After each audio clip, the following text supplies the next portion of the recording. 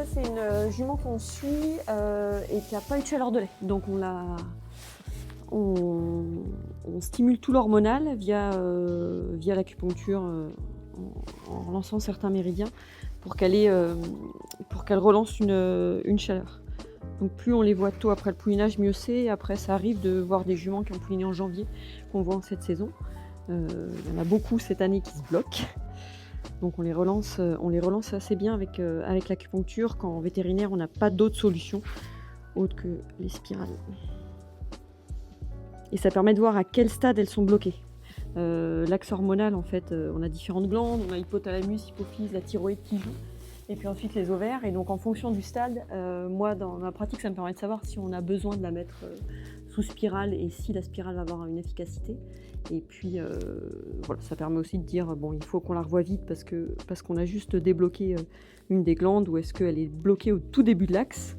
Et si elle est bloquée au début de l'axe, on sait qu'on a un petit peu plus de temps devant nous avant qu'elle vienne en chaleur. Donc elle est bloquée sur la thyroïde, donc ça peut aller un petit peu plus vite. Là par exemple sur la zone des ovaires qu'on poncture, c'est ce qu'on appelle la loge du rein. Et donc un des méridiens qui correspond à cette loge-là est sur les jarrets. Donc je pose une main ici et je mets en résonance avec quelques points du méridien. Moi je lie l'acupuncture à vraiment de l'électrique. Donc en fait on relance comme une circulation électrique si vous voulez dans le corps. Donc il y a des zones qui sont en stase, où on a une mauvaise circulation, d'autres où ça fonctionne. Donc le but de l'acupuncture est d'avoir une circulation très homogène, très équilibrée au sein de l'organisme. Maintenant, l'existence des méridiens ont été prouvés, hein. C'est souvent des potentiels électriques. C'est encore très récent hein, l'utilisation de l'acupuncture chez les animaux, ça date de 1950, ça a été un peu plus développé en Europe.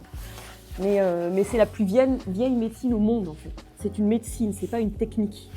Je me bats un peu contre ça parce que c'est une médecine. Et en fait, notre médecine actuelle est bien plus récente que cette médecine-là. Et c'est une médecine d'expérience. Donc ça se base sur un recul millénaire. C'est-à-dire que les anciens et les médecins de l'époque voyaient qu'en appuyant sur tel point, on avait tel effet au niveau de l'organisme.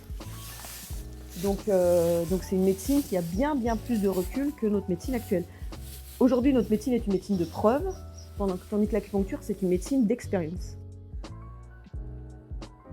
Donc on ne comprend pas tout, et même actuellement, nos moyens de preuve de la médecine, de l'acupuncture, on est très limité.